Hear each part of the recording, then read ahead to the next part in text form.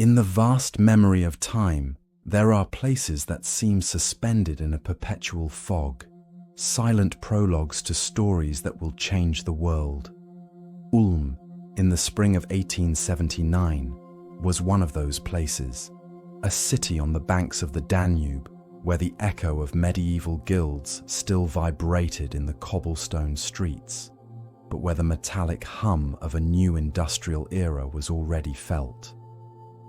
Above it all, the unfinished spire of its Gothic cathedral rose like a stone finger, pointing to an indifferent sky, a silent witness to the lineage of men and the fragility of their works. In one of those streets, on Bahnhofstrasse, within a secular Jewish family, a child came into the world. He did not arrive with the thunder of a portent, but with the silent fragility of all life that begins. His parents, Hermann and Pauline Einstein, welcomed him with the mix of hope and anxiety that accompanies every birth. Hermann was a man of his time, an engineer with practical dreams and a gentle melancholy for businesses that did not always thrive. His gas and water installation company was a reflection of his character, well-intentioned but struggling against a tide of difficulties. Pauline, on the other hand, brought home the order and discipline of music. Her piano was the heart of the house, a source of structure and beauty in a world that often lacked both. The child, Albert, was a source of quiet concern. His head, slightly larger than normal, and his prolonged silence made his parents fear for his development. Family legend has it that he took time to speak, and when he did, it seemed he rehearsed the phrases in his mind before uttering them, as if words were objects that needed to be arranged with methodical care. It was not the noise of childhood that defined him, but a deep stillness, a gaze that seemed to penetrate the walls of the room to rest on something distant, invisible to others. The stay in Ulm was brief, barely a sigh in the life of the child. Before he turned 1 year old, the family business failed and the Einsteins moved to Munich, seeking a fortune that always seemed elusive. Ulm was left behind, like a blurry prologue in a story that had yet to find its voice. It was in Munich, bedridden while recovering from a childhood illness, where the first silent miracle occurred. His father, to entertain him, showed him a pocket compass. For a 5-year-old child, that object was pure magic.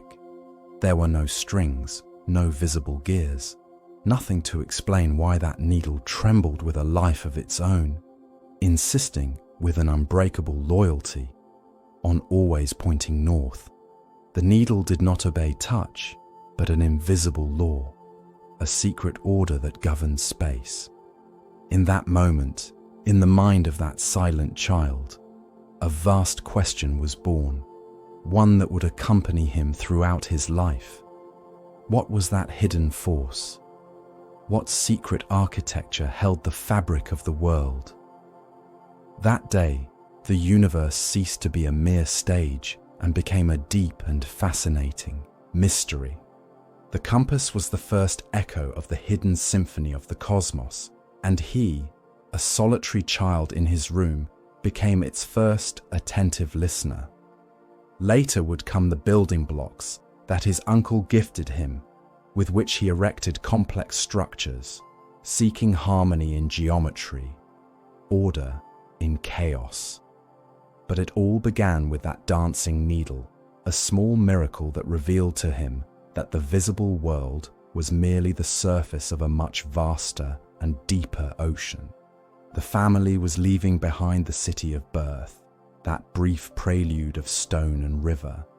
They were heading to Munich, to the bustle of a growing metropolis.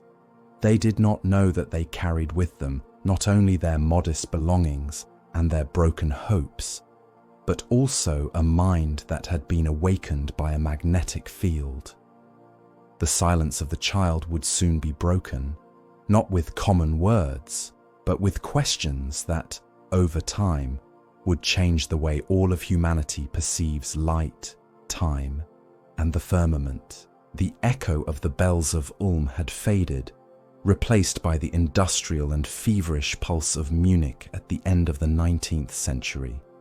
The family had moved in search of the promise of an electric future, a business that grew like ivy over the ancient walls of the city. And it was in the heart of this new life, amidst the steam of the factories and the murmur of a metropolis in full effervescence, where the young Albert found a new kind of silence, one much colder and more oppressive than that of his own childhood. It was the silence of the Luitpold Gymnasium. That grey stone building was not a place for dreamers. It was a forge, designed to shape German character with an almost martial discipline. The classrooms smelled of chalk, old wood, and unquestionable obedience. The teachers, in the eyes of the child, were not beacons of knowledge, but sergeants of an intellectual army, severe figures who valued repetition over understanding, memory over discovery. The rhythm of school life was a monotonous cadence. The declension of a verb in Latin, the date of a distant battle, the recitation of a rule that allowed no questions. For a mind that had just discovered the invisible miracle of a compass, that structure was a silent torture. The young Einstein was not a bad student, not in the deep sense of the term. Simply put, his spirit refused to march to the beat set for him. Oral tradition tells that one of his teachers once told him he would never amount to anything, a phrase that time would turn into an irony as vast as the cosmos that the boy would one day unveil. Sitting at his desk, while the pale light of Bavaria filtered through the tall windows, his mind often wandered far away, towards problems that were not on the blackboard. He wondered what a ray of light would feel on its journey through the void, a childish question, and yet the seed of a revolution. The system, in trying to tame him, only succeeded in entrenching his curiosity, making him seek his own nourishment in secrecy. But light always finds a crack. Outside the walls of the gymnasium, true education flourished. His uncle Jacob, the engineer, introduced him to algebra not as a chore, but as a delightful game, a joyful science where the X was a skittish little creature to be caught. And then there was Max Talmy, a young medical student who became Albert's guide through new continents of thought. Each week, Talmy brought him books that were like keys to forbidden universes, popular science books that spoke of electricity and the nature of space. And at the age of 13, the Critique of Pure Reason by Kant, a mountain that the boy climbed with a determination that astonished his mentor. The decisive moment, however, came with a small book of Euclidean geometry. Albert would later call it his little and sacred book of geometry. Upon opening its pages, he found not a lesson to memorize, but a world of absolute beauty and certainty. Each theorem was deduced from the previous one with a logic so pure, so unbreakable, that it seemed a miracle of clarity amidst the fog of everyday life. Here, truths were not imposed by authority, they were revealed through reason. It was an epiphany. He understood that the universe, at its most fundamental level, must possess that same elegance, that same coherence. Thus, his life split in two. By day, he was the distracted and recalcitrant student of the Luitpold Gymnasium, a cog that squeaked in the perfect machinery of German education. But in the evening, in the stillness of his room, he became a solitary explorer. While his classmates struggled with Greek syntax, he had already taught himself differential and integral calculus. The knowledge he acquired in secret was an act of silent rebellion, a refuge where his mind could breathe. Each solved equation, each understood physical principle, was another brick in the wall he was building between his inner world and the suffocating authority of the outside. The seed of insubordination, planted in the indifference of a classroom, had already germinated in the cold soil of Munich, and soon it would seek the light of a different sky. The walls of the Luitpold Gymnasium in Munich had ceased to be a refuge for knowledge. For the young Albert, they had become the walls of a cage. The echo of footsteps in the stone corridors, the grey light of a Bavarian winter filtering through the tall windows, all spoke a language of order and repetition, a language that his mind, already entangled in the silent dance of light and time, could neither comprehend nor wish to understand. Education there was a martial cadence, a parade of memorized facts and blind obedience. Young minds were expected to be vessels, docile containers to be filled with accepted knowledge. But Albert's mind was not a vessel. It was a source, a spring that bubbled with uncomfortable questions, that eroded the foundations of authority. He was not a poor student in the traditional sense. Mathematics and physics were for him a native language, a silent symphony that only he seemed to hear clearly. But he was drowning in the rigidity of the humanities, in the memorization of dates and names that felt like ashes from fires long extinguished. His teachers, men of discipline forged in the crucible of the German Empire, saw in his skepticism an insolence, in his curiosity an affront. They could feel, with a mix of irritation and an almost unconscious fear, that the boy with the distracted gaze was not truly with them. His spirit wandered through other landscapes, through universes governed by laws that still had no name.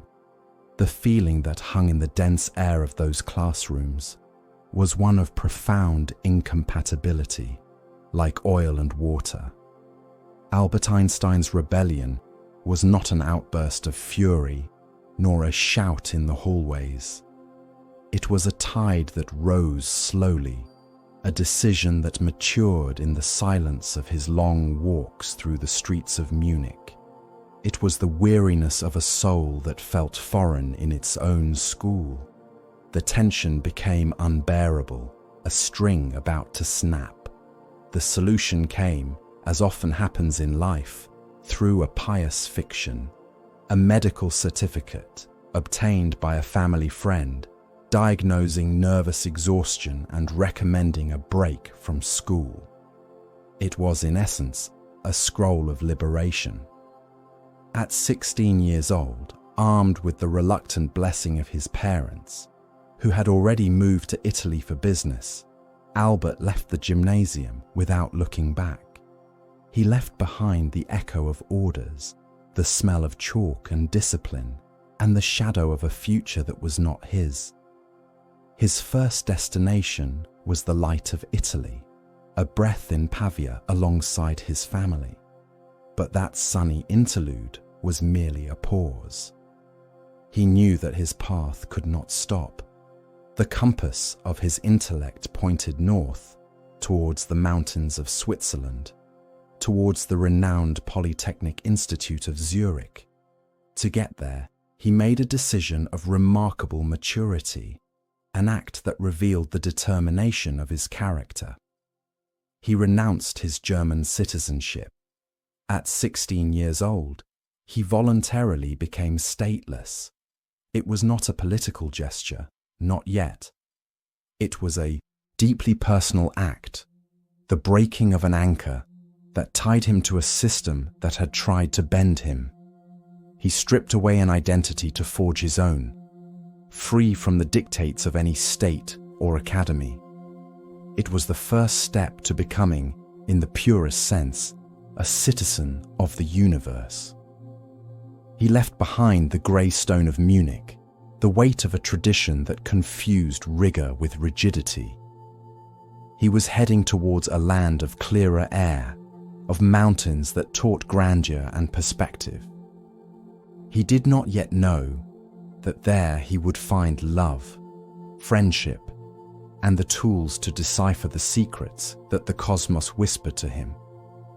He only felt the urge, the primal need to move towards a place where questions were not an offense, but the beginning of everything. The train that carried him towards Switzerland did not transport a fugitive, but a pilgrim in search of a sanctuary for the mind. An echo of distant bells, perhaps those of Zurich, was already resonating on the horizon of his soul. And so, the young man who had challenged Prussian rigidity, who had renounced his citizenship as one sheds an overly heavy coat, arrived at the shores of the Limit. Zurich welcomed him not as a conqueror, but as a pilgrim. The city, with its fresh and free air descending from the Alps, was a breath of relief. Its cobbled streets, traversed by the murmur of many languages, promised a world distinct from the martial echo of German gymnasiums. It was the autumn of 1996, and the Federal Polytechnic Institute opened its doors, a temple of stone and knowledge that seemed immune to the passage of the seasons. There, among future engineers and mathematicians, walked Albert. He was not yet the icon with tousled hair, but a 17-year-old youth with an intense gaze and a confidence that was often mistaken for arrogance. He carried in his eyes the weight of questions that no one else asked, and in the case of his violin, the nostalgia of melodies that helped him think. For him, classrooms were not always sanctuaries of knowledge, but often prisons of repetition. It is known that he skipped classes. He considered a wasteland of dogmas, preferring the silence of his room or the company of a book by Maxwell or Helmholtz. To some of his professors, like the physicist Heinrich Weber, he was a brilliant but undisciplined boy, a lazy dog who refused to bend to the authority of the syllabus. They did not understand that his mind sought not to accumulate facts, but to comprehend the very architecture of reality. It was in this crucible of rebellion and discovery where his gaze crossed that of Mileva Maric. She was a singular presence in that male-dominated universe. A Serbian woman, 3 years older than him, with a limp that marked her step, and an intelligence that challenged any prejudice. There was in her a profound seriousness, a gravity that spoke of long winters and a will of iron. She was the only woman in his physics class, a silent pioneer with a mind sharp as crystal. Their encounter was not a romance of sonnets and flowers, but a collision of two passionate intellects. They recognized each other. In their conversations, which extended until the first light tinted the lake, there was not only physics and mathematics, there was a conspiracy of two souls against the world of appearances. They read together, debated, challenged each other. She was his anchor and his equal, the only person, perhaps, who could keep up with the dizzying flight of his thought.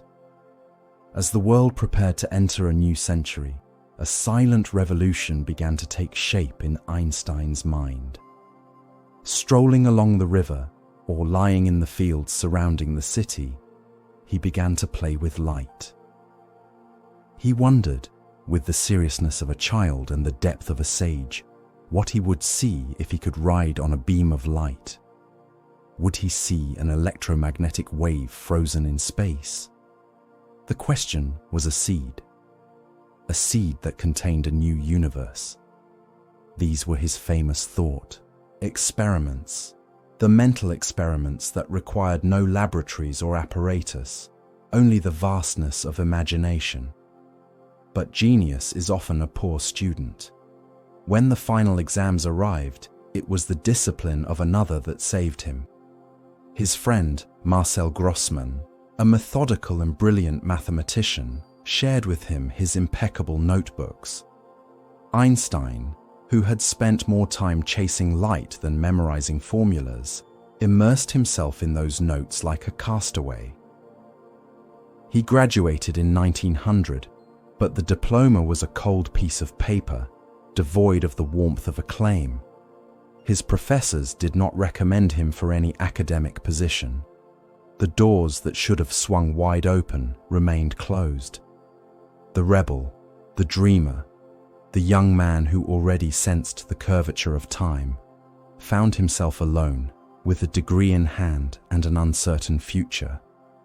The lineage of academic knowledge turned its back on him. The universe whispered its secrets to him, but the world of men, only asked for a modest job to continue living. The great symphony of relativity would have to wait for its moment, and its stage would not be a university chair, but a place much more humble, much more silent. The echo of the classrooms of the Polytechnic Institute of Zurich faded away, leaving behind a trail of unfulfilled promises and academic doors that would not open. For the young Albert Einstein, the world after graduation was not an open field for intellectual conquest, but a landscape shrouded in the fog of uncertainty. The degree had not guaranteed him a position, and the winter of 1901 found him searching for humble jobs, giving private lessons that barely paid for bread and rent. It was a time of silence and doubt, a period in which the universe seemed as indifferent to his genius as some of his professors had been. It was the hand of a friend, Marcel Grossmann, that finally extended an anchor to him. In 1902, he secured a position at the patent office in Bern, Switzerland. The city, with its medieval stone architecture, serene fountains, and the emerald meander of the Aar River embracing it, was a bastion of order and precision. Its towers marked the hours with unflinching reliability, a constant rhythm that contrasted with the whirlwind of ideas swirling in the mind of the young physicist. There, in the heart of that orderly metropolis, Einstein became a third-class technical expert. A modest title for a man who was about to rewrite the laws of the cosmos. The job was a refuge, a secular cloister. Every morning, he climbed the stairs of that government building, leaving behind the murmur of the street to immerse himself in a world of diagrams, mechanisms, and applications. The air smelled of ink, old paper, and the faint metallic aroma of other men's dreams. His task was to examine the inventions that arrived in a constant tide of papers, devices to synchronize clocks remotely, machines to measure small electric currents, ingenious gears, and fantastic gadgets. He had to separate the wheat from the chaff, genuine innovation from impossible chimera, with a cold and dispassionate logic. It was a job that demanded clarity and rigor, but not the entirety of his soul. And in that economy of his spirit lay his blessing. While his hands sealed documents and his eyes scanned technical drawings, his mind was free to wander the confines of space and time. This employment, which for another would have been a tomb of creativity, was for Einstein a sanctuary. Far from the pressure and rivalries of the academic world, he found the peace necessary to think. The monotonous rhythm of the office became the silent backdrop against which he could project his boldest equations. He was not just an abstract thinker. He was a young man, newly married to Mileva, facing the anxieties of a life that was beginning. The fixed salary was the firm ground beneath his feet, the certainty that allowed him to look at the stars without fear of falling.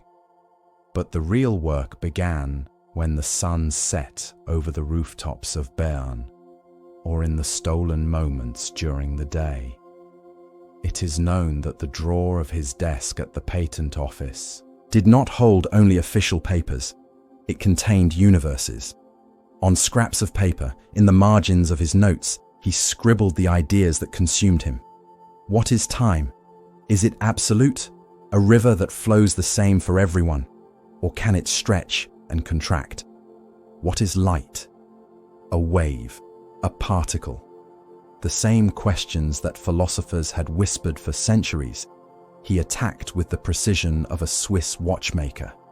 His daily labor, ironically, fed his deepest reflections. While evaluating patents on the synchronization of clocks at distant train stations, he was forced to think critically about simultaneity.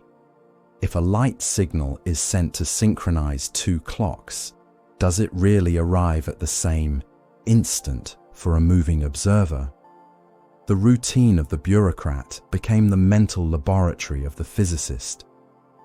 The silence of the patent office was the silence that precedes the storm, the calm before the lightning illuminates the sky. In that drawer, beneath the pile of mundane applications, lay the dynamite, a set of ideas that, in just a few years, would shake the stone foundations of Newtonian physics, as solid and venerable as the old cathedrals of Europe, waiting for the precise moment to ignite the world. The echo of the clocks in the patent office of Bern marked a mechanical, predictable time, a time of gears and levers, of invention applications that promised to improve the world on a small scale. There, amidst the smell of sealed paper and dry ink, a young man of 26 years, sometimes lost in thought as he gazed at the dust dancing in a ray of sunlight, fulfilled his workday. By day, Albert Einstein was a third-level examiner, a civil servant whose livelihood depended on unraveling the secrets of modest devices. But in the silence of his mind, in the hours stolen from sleep, when the city slept under a mantle of indifferent stars, he was not an employee. He was an architect of universes. The year of 1905 did not arrive with fanfare or omens. It was a year like any other, woven with everyday concerns. Rent, the health of his little son Hans Albert, the half-whispered conversations with Mileva, whose own intellectual brilliance was slowly being consumed in the embers of home. And yet, from the stillness of his apartment at Kramgasse 49, a silent storm was about to break. A storm of ideas that would not topple buildings, but the very foundations of reality. As if an inner dam had burst, 4 waves of pure thought flowed from his pen onto the pages of the prestigious journal Annalen der Physik. They were not the result of expensive laboratories or telescopic observations, but of thought experiments, of stubborn questions he had asked himself since childhood, while imagining riding on a beam of light. The first article, in March, addressed light. The physics of the time understood it as a continuous wave, a gentle tide. Einstein, with an audacity bordering on heresy, proposed that this was not the case. He suggested that light was composed of discrete packets, of energy grains he called quanta of light. They were like invisible bullets that, when striking metal, could knock out electrons. It was a strange, almost rustic idea, but it explained a mystery that had baffled everyone: the photoelectric effect. Unbeknownst to him, he had just planted the seed of the quantum revolution. Barely 2 months later, the second arrived. He focused on the erratic tremor of pollen particles suspended in water, the so-called Brownian motion. Others had seen it as a curiosity. He saw in that chaotic dance the irrefutable proof of something still debated, the existence of atoms. He saw the incessant collision of invisible molecules, the hidden breath of matter. He made tangible what had until then been a hypothesis and gave the world a way to count and measure what could not be seen. Then, in June, came the thunder. The article on the electrodynamics of moving bodies. Today we call it the theory of special relativity. With clear prose and relentless logic, Einstein demolished two of humanity's oldest and most solid certainties, the granite columns of Newton's universe: absolute space and absolute time. Time, that majestic river we believe to be universal, fragmented into personal streams. Clocks, he discovered, did not tick at the same rhythm for everyone. Their pulse depended on motion. A traveler at high speed would age more slowly than one who remained on the ground. Space contracted. The only immutable thing, the only rock in that ocean of relativity, was the speed of light. And like an echo of that thunder, in September, the fourth article arrived. A brief appendix, almost a postscript to his theory of relativity. It contained an equation of just 5 symbols, as simple in its form as it was terrifying in its implication. Energy equals mass times the speed of light squared. It was not just a formula, it was a cosmic whisper revealing the deepest secret of matter. That mass was nothing more than frozen, latent energy. That at the heart of a stone, of a drop of water, of a speck of dust, lay a force capable of igniting a star or reducing a city to ashes. These 4 works, sent from the desk of a dark civil servant, were like 4 stones thrown into a sleeping pond. At first, there was only silence. The world continued its course, unaware of the intellectual cataclysm that had just been born. But the waves, slow and inexorable, began to expand. In Berlin, the great Max Planck read the articles and felt the vertigo of peering into a new world. Albert Einstein's anonymity, like a morning fog, began to dissipate. The young man who dreamed of light was about to become himself a beacon, and the world, still unaware, was beginning to turn to hear his name.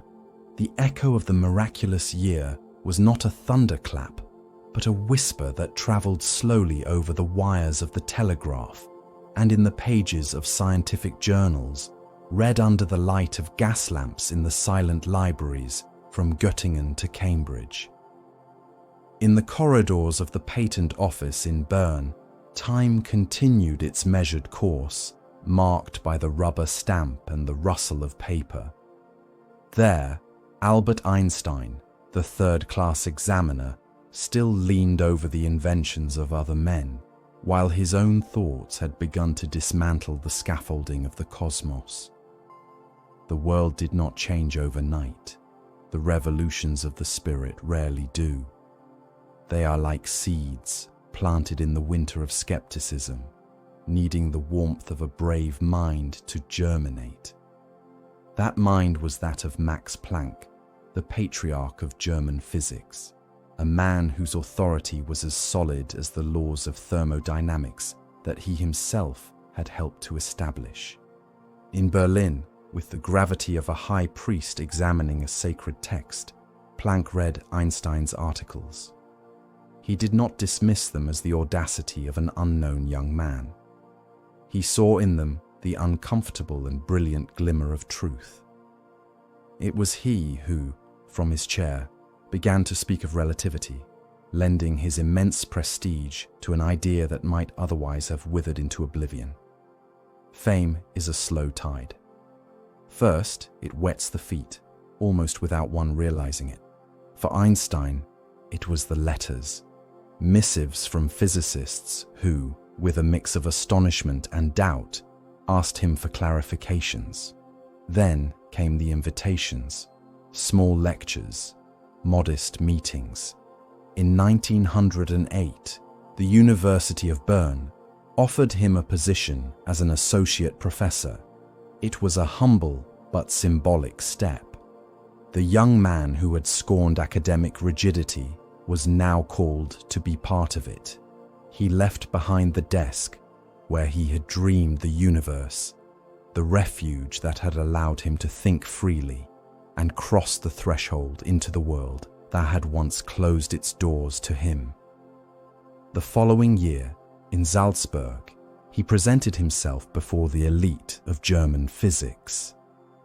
Imagine the scene, a room smelling of chalk and old wood, filled with solemn bearded men in frock coats, accustomed to the predictable universe of Newton, like an old and comfortable armchair.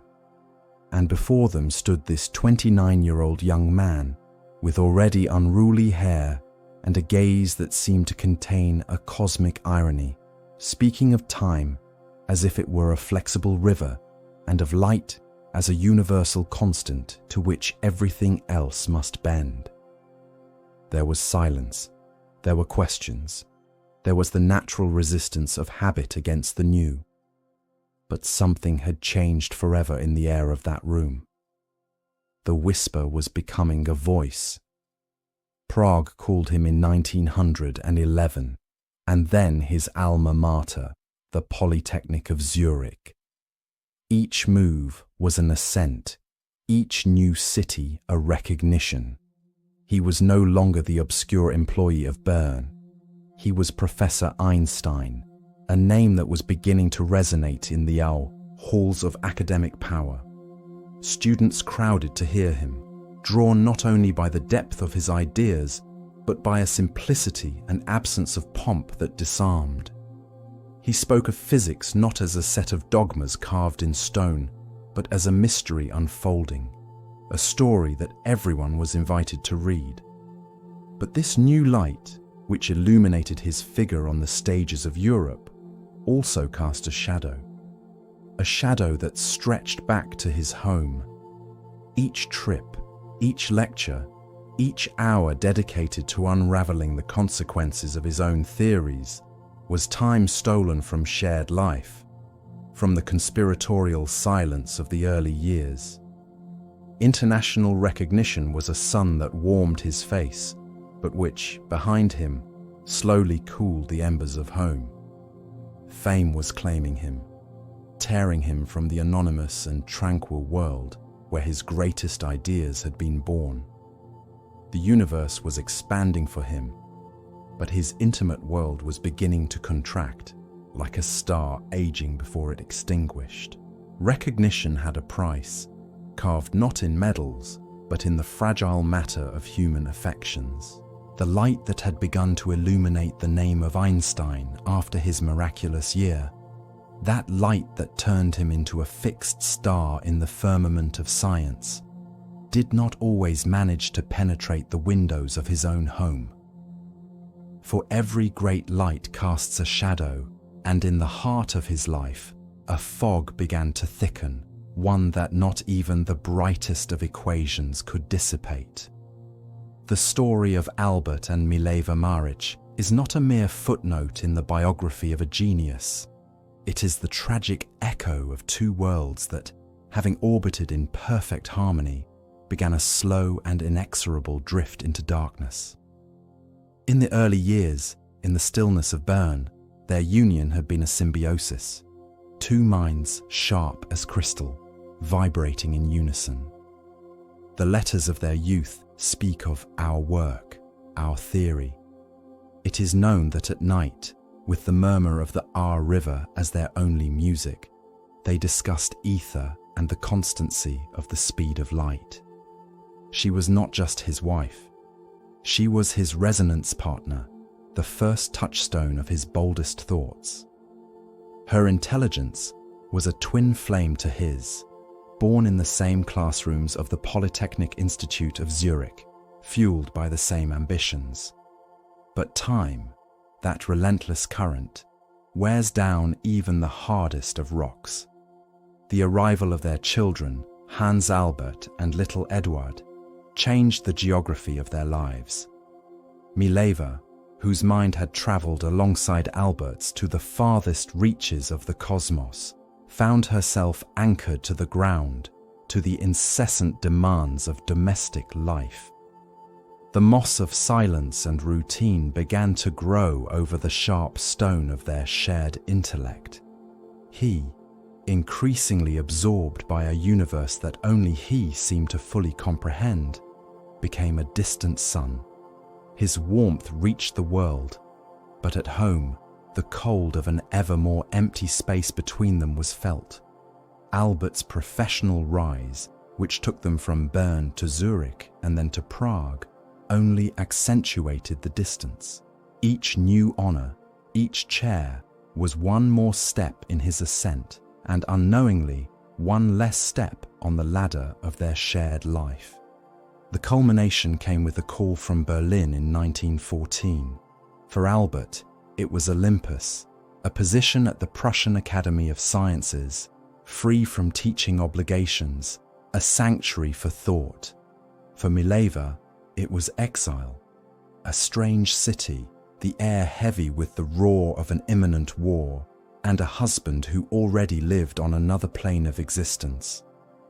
It was there, in cold and monumental Berlin, that the fracture became an abyss.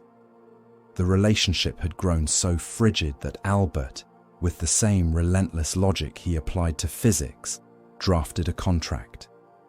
A document that today chills our blood.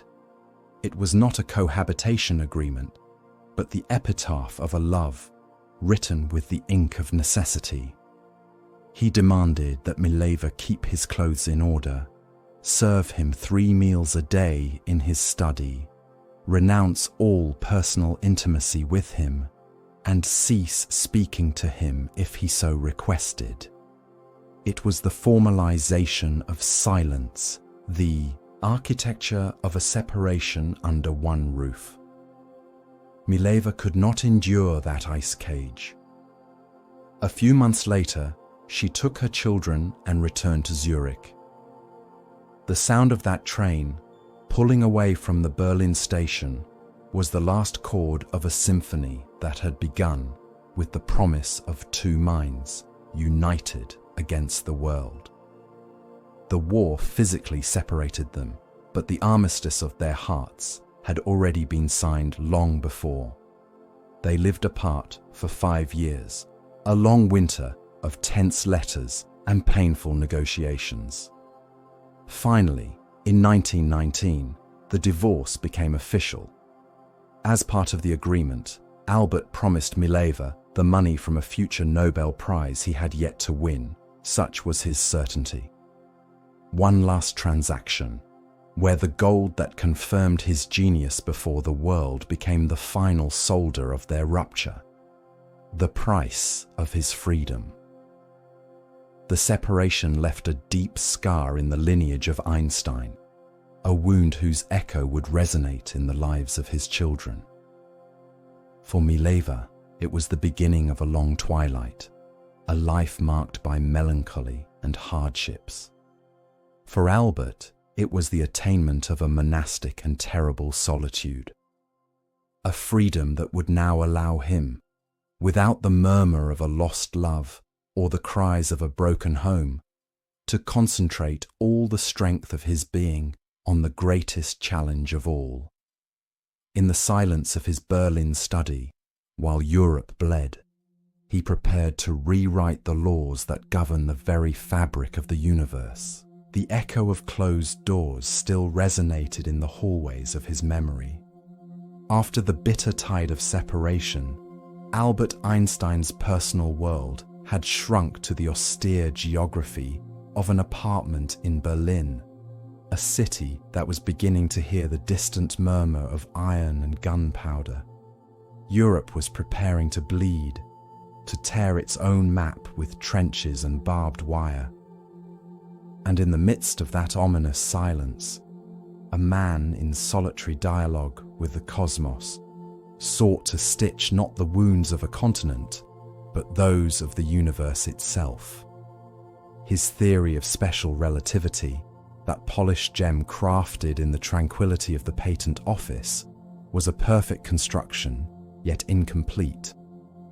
It was a palace built on an ideal plane, failing to account for the mountains and valleys. It lacked gravity. And this absence was, for Einstein, an unbearable dissonance in the symphony of the world. For nearly a decade, since that miraculous year, he had lived immersed in a long winter of thought, an obsessive quest that consumed him, which was both his torment and his only refuge. Loneliness, now not only intellectual but also domestic, sharpened his concentration. It is said that the germ of the solution came in a moment of almost childlike clarity, what he would himself call the happiest thought of my life. He imagined a man falling from a rooftop. In his free fall, that man would not feel his own weight. For him, gravity would have disappeared. In that instant, acceleration and gravity revealed themselves as two sides of the same stone coin. They were indistinguishable. This principle of equivalence was the master key, the one that opened a door that had remained closed since the times of Newton. But the key was not the path. The journey through the corridors of mathematics was arduous, an odyssey through non-Euclidean geometries and tensors that twisted like ink snakes on paper. There were moments of profound darkness, dead ends that left him exhausted, feeling as if he had lost his way in a starless ocean. Meanwhile, in Göttingen, another titan, the mathematician David Hilbert was following a parallel track, approaching the same truth from the pure language of form. A silent race unfolded between two prodigious minds, a race not for glory, but to be the first to decipher the message of the universe. In November 1915, with Hilbert's breath on his neck, Einstein felt the final pieces falling into place. In a series of 4 lectures before the Prussian Academy of Sciences, he unveiled his creation, correcting and polishing his equations almost in real time, in a burst of feverish inspiration.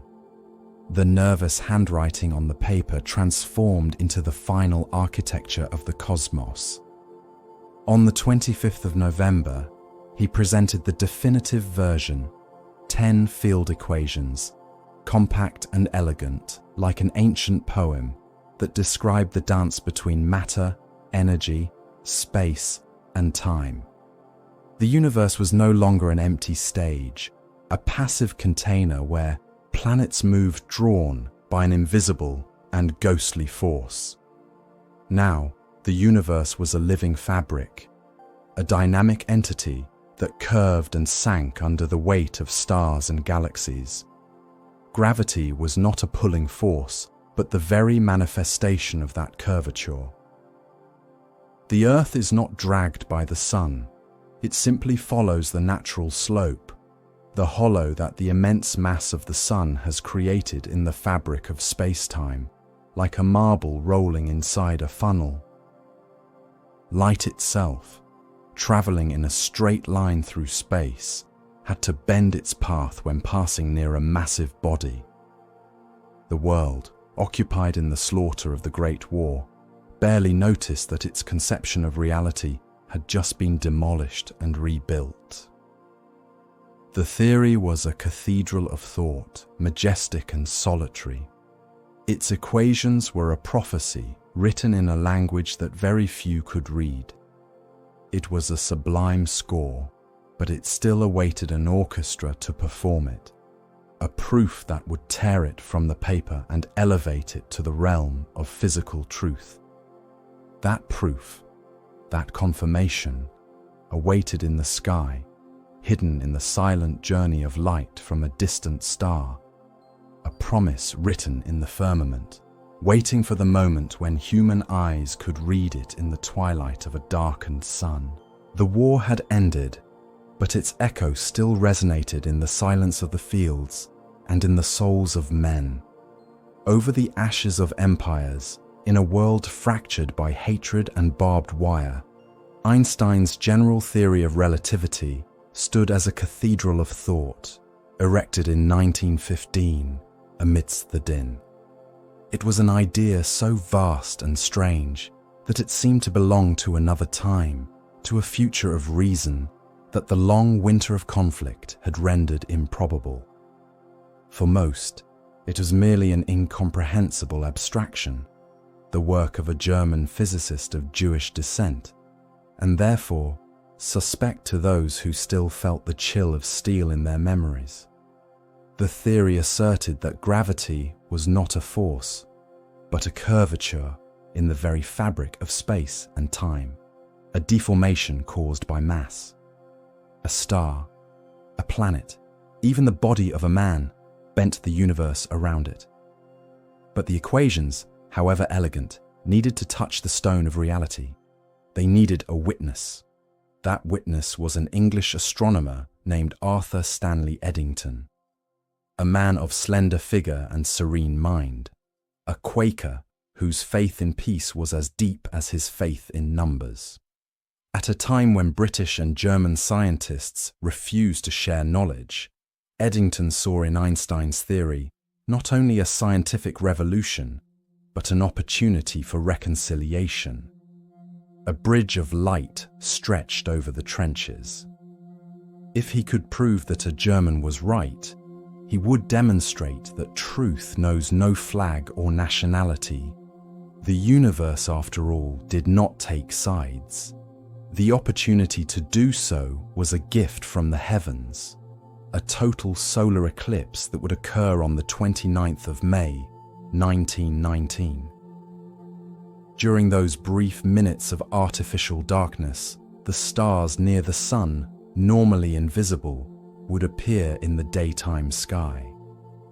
If Einstein was correct, the immense mass of the sun would curve the space around it, and the light from those distant stars, passing close to its edge, would deviate from its straight path.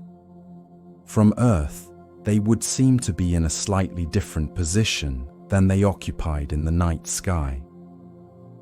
Eddington organized 2 expeditions, like a farmer sowing in 2 fields in case one was lost to drought. One team would travel to Sobral in northern Brazil. The other, led by him, would head to the small island of Principe, off the coast of West Africa. They loaded their heavy telescopes and delicate photographic plates, precision instruments for an almost poetic task, capturing the shadow of a cosmic truth. In Berlin, Einstein waited. He had done his part. He had moved the universe with the mere force of his mind. Now, his legacy was in the hands of others, at the mercy of the clouds, and the skill of a man on the other side of an open wound. The day of the eclipse in Principe dawned cloudy. A torrential rain soaked the earth and the spirits of men. Eddington, with a heavy heart, gazed at the grey sky. Darkness fell at noon, an unnatural twilight that silenced the birds. For a moment, among the clouds drifting like ghosts, the eclipsed sun revealed itself, surrounded by the white fire of its corona. Desperately, Eddington and his assistant took photographs, not knowing if the light from the stars would manage to pierce the veil of the atmosphere. The moment passed. The sun returned, and with it, doubt. Months later, in the stillness of a laboratory in Cambridge, far from the humid heat of the jungle, the photographic plates were analysed, one by one. The ones from Sobral, blessed by a clear sky, were clear. The ones from Principe, despite everything, also contained the key. With the patience of a monk, they measured the tiny positions of the points of light, comparing them with the control plates taken months earlier. And then, the revelation. The numbers did not lie. The stars were not where they should have been. They had shifted. The light, that eternal traveler, had bent before the gravity of the sun, exactly as Einstein's theory had predicted. On the 6th of November, 1919, in a joint session of the Royal Society and the Royal Astronomical Society in London, the result was announced. The atmosphere, it is said, was not one of noisy celebration, but of an almost religious solemnity.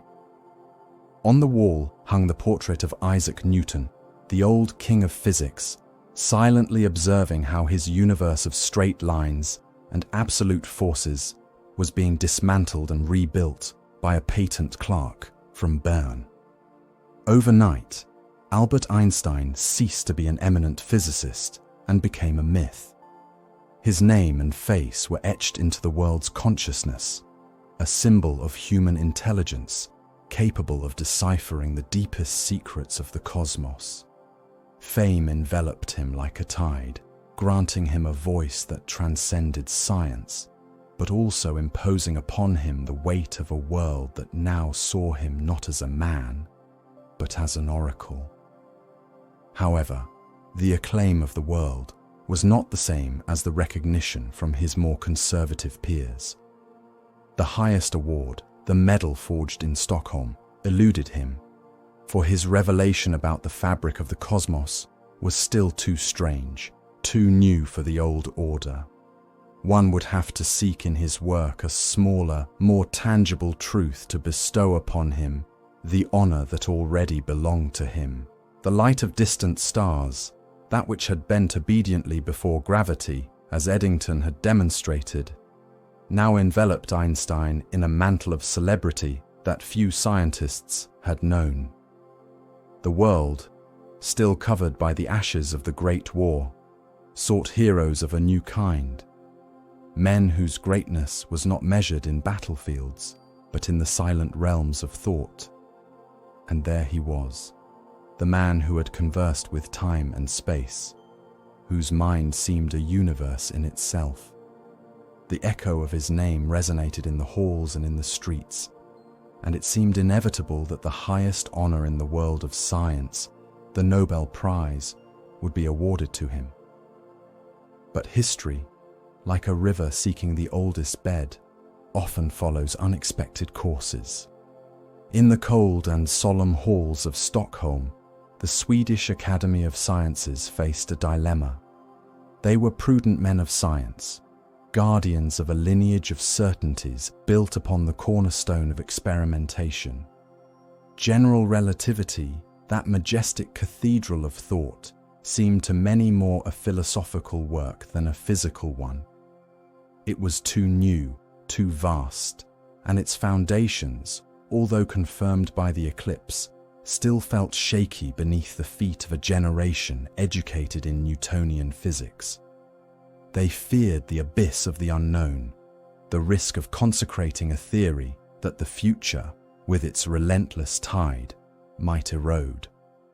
Thus, in the winter of 1922, when the award corresponding to the previous year, 1921, was announced, the decision was a masterpiece of caution and compromise. Albert Einstein would receive the Nobel Prize in Physics, yes. The laurel crown would rest upon his already iconic brow. But it would not be for relativity.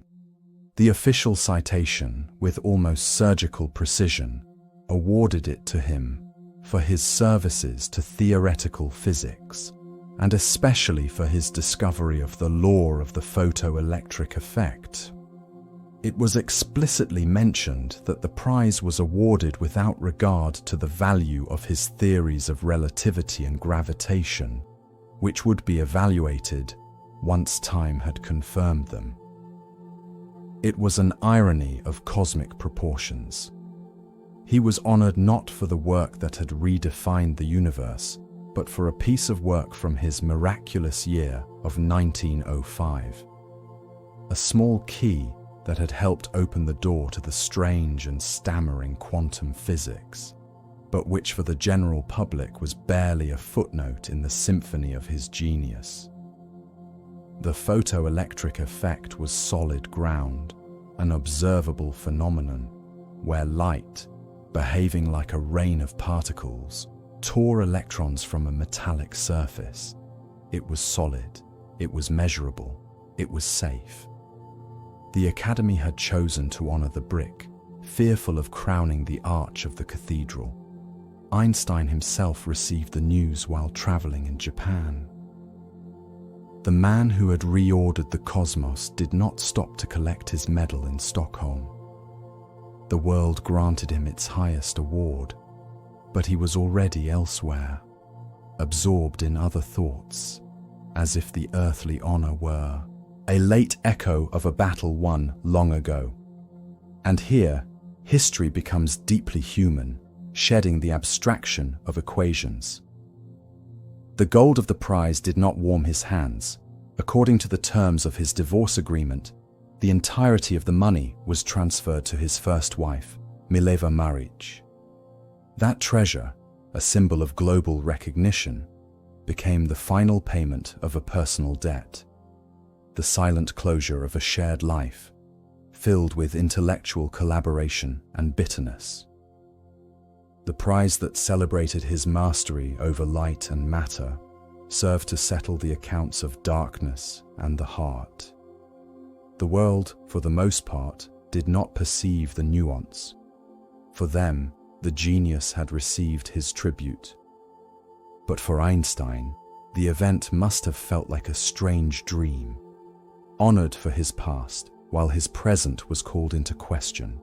And yet, the gold medal, the prestige of the Nobel, conferred upon him a new kind of power. His voice, which was already heard in scientific circles, acquired a different weight, an authority that transcended physics. The medal was not just a recognition of his intellect, it was becoming, without his seeking it, a pulpit from which soon he would be compelled to speak not only of the stars, but of the turbulent fate of men. The echo of the Stockholm medal had barely faded in the cold air of European winters when the world began to demand something more from Einstein than equations. The light that his mind had curved during the eclipse not only illuminated distant stars, it also placed him, the man, under a spotlight from which he could no longer escape. His face, framed by a mane that defied gravity as much as his theories, had become an oracle. And he, a man who found his peace in the silence of numbers and the murmur of the cosmos, was swept away by the noisy tide of human history. The universe had whispered its secrets to him, but the world of men shouted its pains. The Great War had left scars on the land and on the soul of Europe. Einstein had witnessed nationalist hysteria devour colleagues and friends. He had felt the stench of irrationality disguised as patriotism. His pacifism, therefore, was not the innocence of one who has not seen the night, but the deep and melancholic conviction of one who has gazed into the abyss and sworn never to return to it. He became a solitary voice in the desert of the post-war, preaching against borders that are merely lines on a map and armies that are only the failure of words. Many labeled him naive, a dreamer lost in his blackboards, unable to comprehend the hard stone of political reality. But he saw with a terrifying clarity that nationalism was a fever, a disease that would consume the continent again if a cure was not found. It was during this time that his lineage, his Jewish heritage, knocked at his door not as a faith, but as a destiny. Anti-Semitism, that poisonous moss growing in the cracks of European society, was becoming more visible. He saw his people as a lineage of intellectual nomads, without a land to lay their heads, always at the mercy of the winds of hatred. His support for Zionism was born from that vision. It was not the dream of a soldier for a flag, but the yearning of a scholar for a library. For him, Zionism was less a map and more a home for the spirit, a refuge where the Jewish intellect, pursued for centuries, could flourish in peace. In 1921, he crossed the Atlantic alongside Chaim Weizmann, not to draw borders, but to raise funds for the Hebrew University of Jerusalem, a beacon of knowledge in an ancient land. Yet, his conscience did not rest. He was concerned about the fate of the Arab people, warning that the dignity of one people could not be built upon the humiliation of another. He sought a sanctuary, not a fortress. His travels showed him that prejudice had many faces. In the United States, the land of proclaimed freedom, he encountered the oppressive silence of segregation. He saw black men and women treated as a shadow, a presence tolerated but not accepted. And in the harshness of their gaze, in the silent dignity of their faces, he recognized the same ancient pain, the same wound inflicted by arrogance. Segregation, he wrote, is a disease of the whites. He did not hesitate to use his fame to denounce it, to sit with civil rights leaders, to speak at black universities. He saw the connection, the dark thread that linked the anti-Semitism of Berlin with the racism of Alabama. It was the same disease of the soul, the fear of the different. Thus, the physicist who measured the universe found himself measuring the weight of the human soul. Every speech, every letter, every signature on a manifesto was an effort to apply a logic of compassion to a world that seemed governed by chaos. It was a burden.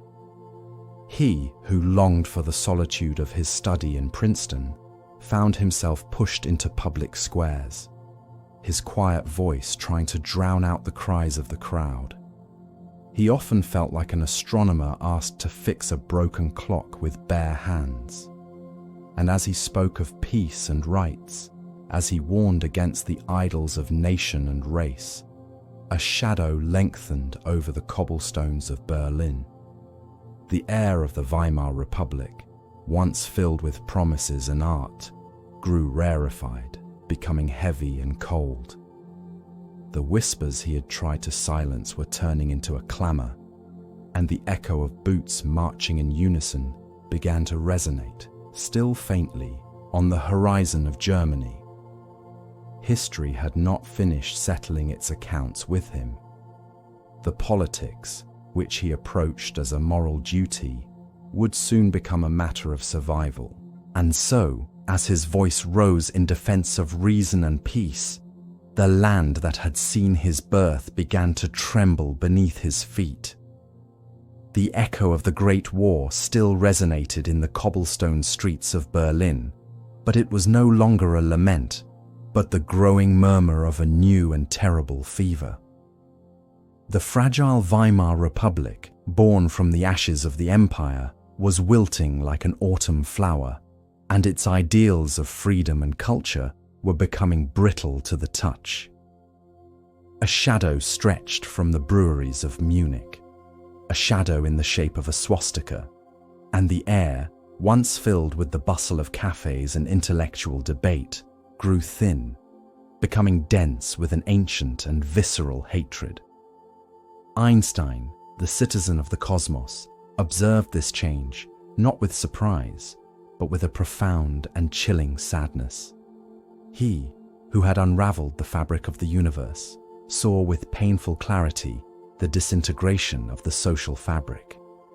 The pacifism and internationalism he championed were now seen as a betrayal.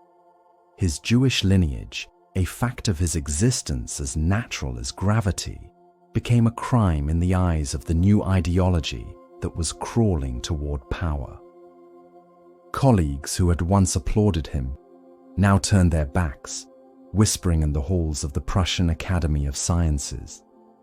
An aberration was born, the so-called Aryan physics, a desperate and pathetic attempt to purge science of its influence, to deny relativity as if one could deny the rising of the sun. His work was labeled as Jewish fraud, an attack not only on his person, but on the very structure of reality that he had revealed. The winter of 1933 was particularly harsh. On the 30th of January, while Einstein was far away, under the sun of California, visiting the California Institute of Technology, the news arrived like the tolling of a funeral bell. Adolf Hitler was appointed Chancellor of Germany. For Einstein, there was no doubt. The way back was closed forever. From a distance, he watched as the darkness he had sensed turned into a starless night. He publicly declared that he would not return to a nation where civil liberty, tolerance, and equality before the law no longer existed. The response of the new regime was immediate and brutal. The Prussian Academy, yielding to pressure, accused him of treason. Einstein, with the solemn dignity of one leaving a burning home, submitted his resignation before they could expel him. His German citizenship, a bond that tied him to the language of Goethe and the forests of his childhood, was revoked. He became, in one stroke, a stateless person. His properties were confiscated. His small and beloved retreat in Caput, the wooden house by the lake where he sailed and pondered, was looted by the brown hordes. A price was put on his head, as if the brightest mind of the century could be extinguished by the bullet of a thug.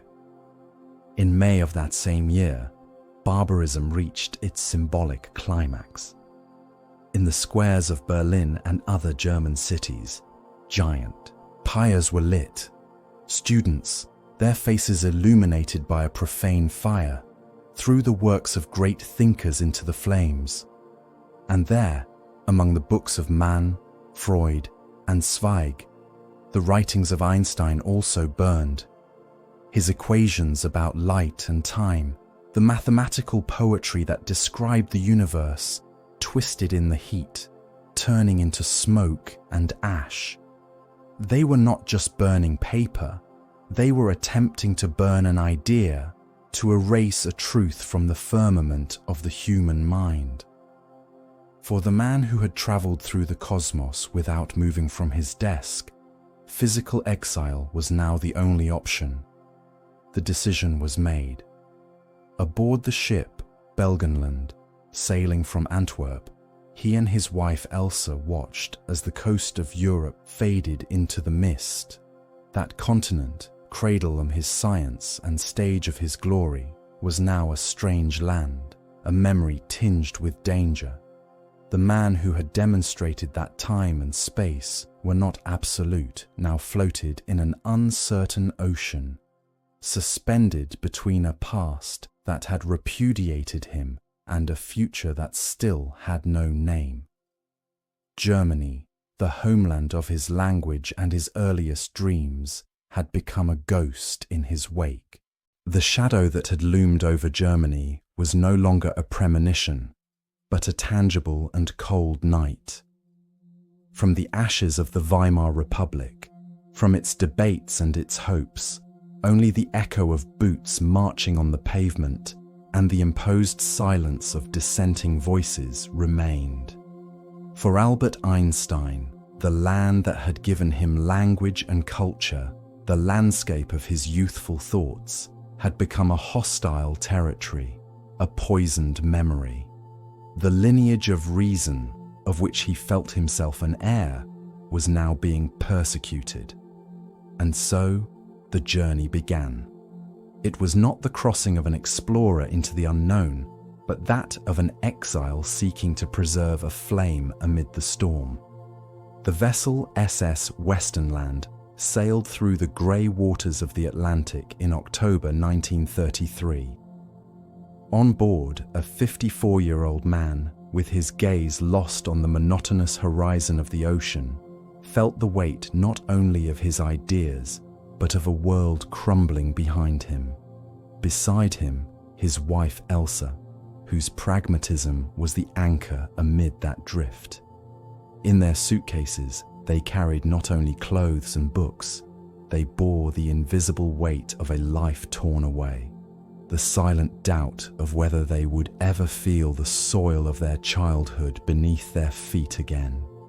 America welcomed them not with fanfare, but with the discreet solemnity granted to a living myth. The silhouette of the Statue of Liberty, emerging from the mist of the New York harbor, must have seemed to him both a promise and a reminder of the freedom that was extinguishing in Europe like a candle in the current. But it was not the vibrant and chaotic New York that was their final destination. Their refuge would be a quieter place, an enclave designed for pure thought, almost a secular monastery for the saints of science. Princeton in New Jersey, a small town of century-old trees, of brick buildings covered in ivy that seemed to whisper stories of past generations. There, the philanthropist Abraham Flexner had founded the Institute for Advanced Study, an ark of reason floating above a deluge of madness. There were no classes, no schedules, no curricular obligations, only absolute freedom for the brightest minds of the time to follow the thread of their own questions to the end of the universe. Einstein was their first and most famous recruit. They first settled in a modest house at No. 2 Library Place. The image of the genius dissolved into the routine of the man. Neighbors saw a gentleman with tousled hair, without socks, walking thoughtfully toward his office in Fuld Hall, the main building of the institute. His violin, companion of so many solitudes, filled the afternoons with melodies of Mozart and Bach, a sound bridge to the world he had lost. In the stillness of his study, surrounded by blackboards and equations, he resumed his solitary quest, the unified field theory, the dream of finding a single and elegant law that governed all the forces of nature. It was his way of seeking harmony in a cosmos that, in its human dimension, had become dissonant and brutal. Exile granted him security, a sanctuary of stone and silence far from the clamor of history. He became a symbol for his new homeland, the refugee who escaped tyranny and found asylum in the land of the free. But the ocean that separated him from Europe was not a barrier wide enough to isolate him from the fate of the world. While he walked along the leaf-covered paths of Princeton, meditating on the curvature of space-time, across the sea, in the laboratories of Germany, other physicists were unraveling a different secret of the atom, a secret not of harmony, but of an unimaginable destructive force. The silence of his refuge would soon be interrupted by the echo of those discoveries, a whisper that would grow into a shout, demanding that he take a stand once more, not as a theorist, but as a man aware of the terrible power that lay hidden in his own science. The American exile had been, until then, a refuge of stone and moss. In the serene cloister of Princeton, among the ivy-covered walls and the silence of the libraries, Albert Einstein had found a harbor against the storm that was engulfing Europe. The days passed with the measured rhythm of reflection, a whisper of chalk on the blackboard, the rustle of the elm leaves swaying under a wide and strange sky. But not even the distance of an ocean could completely silence the distant echo of boots marching across the old continent, nor the creaking of a world that was splitting in two. The peace of Princeton was an island, and the tide of history was rising, relentless. It was the summer of 1939. A dense, humid summer, pregnant with a tension that could be felt in the air like electricity before a storm. Far away, in German laboratories, physicists Otto Hahn and Fritz Strassmann had achieved the unthinkable. They had fissioned the nucleus of a uranium atom.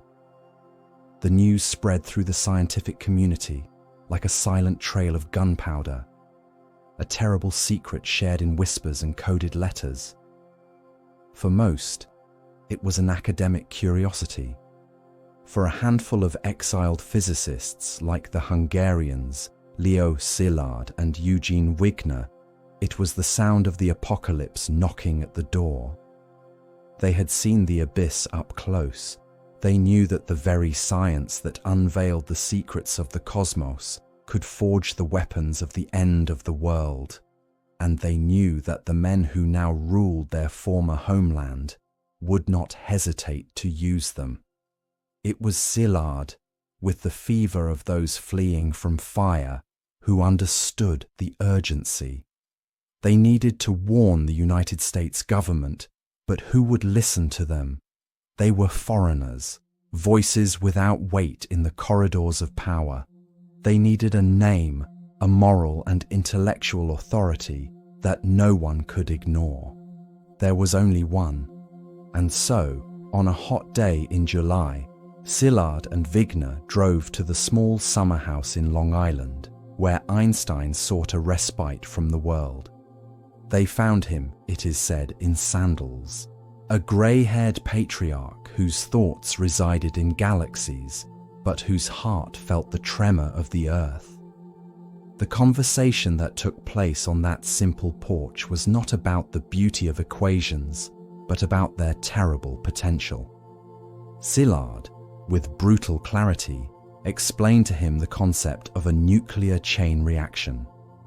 He spoke of the possibility of building a bomb of unprecedented power, a bomb that could erase an entire city from the map. For Einstein, the pacifist, the man who believed that science was a bridge to understanding and not an arsenal, the revelation was a dull blow. His famous equation, E equals mc squared, that flash of pure intuition about the equivalence between mass and energy, ceased to be a cosmic poem and became the grammar of annihilation. It is said that he murmured with a calm that concealed a deep horror, "I had not thought of that." The decision was an unbearable weight on his shoulders. Alerting the government was, in essence, advocating for the construction of that very weapon. Remaining silent was risking that the Nazi regime would build it first. It was a choice between two abysses. Tormented, Einstein chose what he considered the lesser of two evils, a decision that would haunt him like a shadow for the rest of his days. With Szilard's help, he dictated a letter addressed to President Franklin D. Roosevelt. It was not a cry of panic, but a solemn warning, written with the precision of a scientist and the gravity of a prophet. It spoke of bombs of a new type, extremely powerful. It suggested that a single one of them, transported on a ship, could destroy an entire port and the surrounding territory. Einstein's pen, which had danced across the fabric of space-time, now drew a somber line in the history of mankind. The letter, a single sheet of paper that carried the weight of worlds yet to be born and worlds on the brink of extinction, was not entrusted to the mail. It was delivered by hand to the president by economist Alexander Sachs. Roosevelt, a man accustomed to the weight of decisions, listened and understood.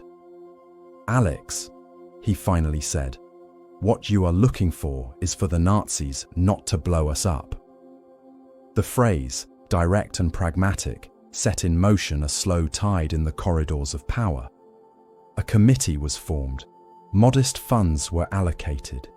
It was the first step, the first ripple of a project that still had no name, but whose lineage was born from that letter. The word had been spoken, the seed of ash planted in fertile ground. And in the silence that followed, in the still air of Princeton, the inaudible sound of a countdown began to take shape. The slow assembly of a terrible sun that humanity was preparing to unleash upon itself. That letter, sent in the mist of a summer that was fading, no longer belonged to him.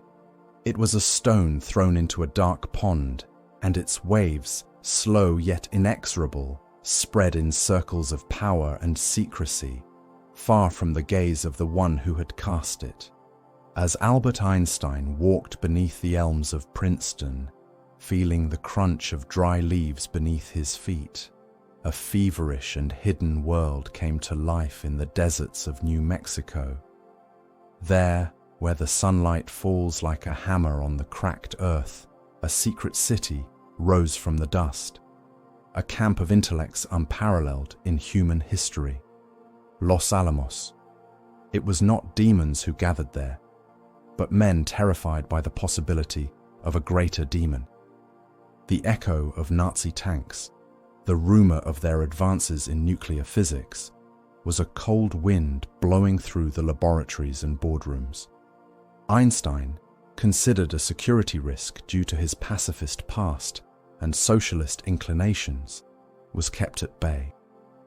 He was the prophet whose warning was taken seriously, yet he was not allowed to enter the temple that his own prophecy had helped to build. From a distance, he could only sense the magnitude of the endeavor, the lineage of his own equations taking on a monstrous and metallic form, fueled by the feverish pulse of plutonium. He felt like a father who had taught his son the secret of fire, only to see him walk into a dry forest with a torch in hand. And in the dawn of the 16th of July, 1945, in that desert baptized as Jornada del Muerto, the night turned into a terrible and white midday. An impious sun, born from the hand of man, blossomed silently for an eternal moment, erasing the mountains of the horizon with its blasphemous light. Then came the roar, a thunder that was not from the sky, but from the very bowels of the torn matter. It is said that its chief architect, J. Robert Oppenheimer, a man of deep culture and tormented soul, whispered words from an ancient scripture, "Now I have become death, the destroyer of worlds." The atomic age had not knocked on the door, it had broken it down. The echo of that explosion soon crossed the ocean. Less than a month later, over the sky of Hiroshima and then Nagasaki, that artificial sun was reborn. But it did not bring life. Rather, it brought a silence of ash. Entire cities, with their bridges, their temples, and their morning markets, vanished in the blink of an eye. They left behind a lunar landscape and human shadows etched in stone, the last and mute testimony of an interrupted life. War, with all its brutality of iron and gunpowder, had found a new grammar, one that spoke the language of absolute annihilation. The news reached Einstein like the chill of an early winter. The radio spoke of a new and powerful bomb, of an imminent victory. But he did not hear the words of triumph. He heard the silent scream of his own creation, his equation, E⁻², that formula which sang of the intimate unity of matter and energy with the elegance of a cosmic verse, had become an epitaph for 100,000 souls. The abstract beauty of theoretical physics had been stained with the concrete blood of history. Later, he would confess his deep sorrow, a weight that settled in his soul like an ancient stone. "If I had known," he said, with a voice broken by a sadness that time could not erode, "I would have become a watchmaker." He had handed over a key, believing he was warning of a dangerous door, and others used it to unleash hell on earth. The genius who had unveiled the secrets of the cosmos found himself confronted with the darkest mystery, the heart of man. The pacifist who had fled tyranny now felt complicit, even if involuntarily, in the greatest violence ever conceived. The silence that followed the bomb demanded a response. And in the years that remained to him, Einstein's voice, once dedicated to unraveling the universe, would rise with the force of a tide to attempt to heal it. The ash and fire mushroom that rose over Hiroshima and Nagasaki not only erased two cities from the map, it also erased an era of innocence. The shockwave of that detonation traveled the planet, not as a tremor in the earth, but as a shiver in the soul of humanity. And nowhere was that shiver deeper than in the heart of the man whose mind had unveiled the equivalence between mass and energy.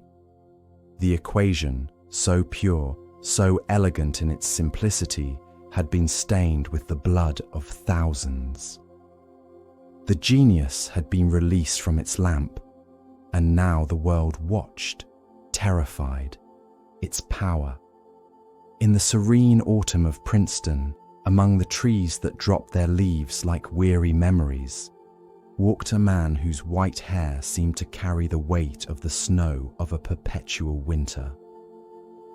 Albert Einstein was no longer the young rebel of the patent office, nor the celebrated physicist acclaimed in the salons of Europe.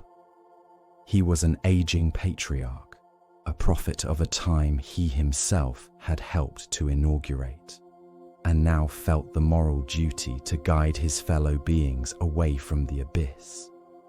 The dilemma that had tormented him in the solitude of his study became a public crusade. The genius had to be confined back in the bottle, or, if that was no longer possible, humanity had to be taught to coexist with it without destroying itself. His voice, once dedicated to unraveling the secrets of the cosmos, became a plea. In 1946, alongside other restless-souled scientists like Leo Szilard, he ignited a small flame in the darkness, the Emergency Committee of Atomic Scientists. Its goal was not political in the traditional sense, it was something more fundamental. It was to educate, to explain to the mailman, the farmer, the politician, that the rules of the world had changed forever, that national sovereignty, that idea forged with the iron of swords and treaties, was now a dangerous anachronism in the face of a threat that knew no borders. He spoke of a world government, not as a utopia, but as a logical necessity, as the only structure capable of safeguarding atomic fire. But the world, barely emerging from one war, was already preparing for the next. The air was growing colder. The Iron Curtain descended over Europe, splitting the continent like a slab of stone. The tide of history did not flow towards the unity that Einstein longed for, but towards division, suspicion, and an arms race that made his words sound like the distant echo of a bell in the midst of a storm. His warnings, published in articles and speeches, were heard with respect, but rarely heeded. He was the wise man on the hill, revered but isolated, watching as the tribes below sharpened their spears again, this time with uranium tips. And then, in 1955, in the twilight of his life, came his final testament in this field. Together with the British philosopher Bertrand Russell, another moral giant of his time, he drafted a manifesto. It was no longer a simple call to reason. It was an existential alarm cry. The Russell-Einstein Manifesto was not addressed to the leaders of the East or the West, but to humanity as a whole. Its question was simple and terrible. Will we choose to die, or on the contrary, to survive? He pleaded with people to think not as members of a nation or an ideology, but as members of a biological species that had reached an unprecedented power of self-destruction. The phrase that would resonate through the decades was an almost spiritual plea. Remember your humanity and forget the rest. He signed the manifesto just a few days before his death.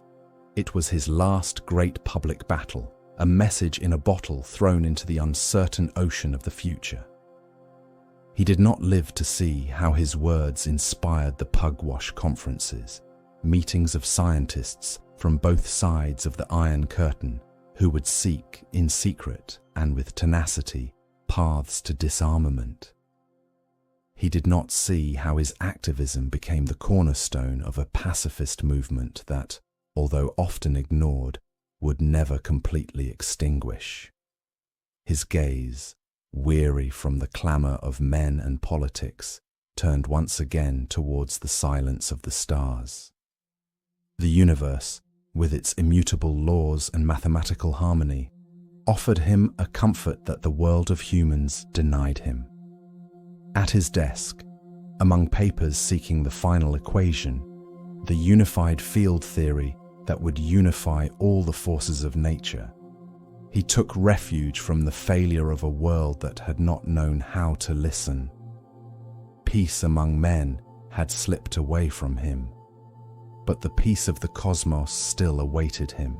The ashes of war were still warm upon the land, and the echo of the explosions that had torn apart the century was beginning to be replaced by another sound.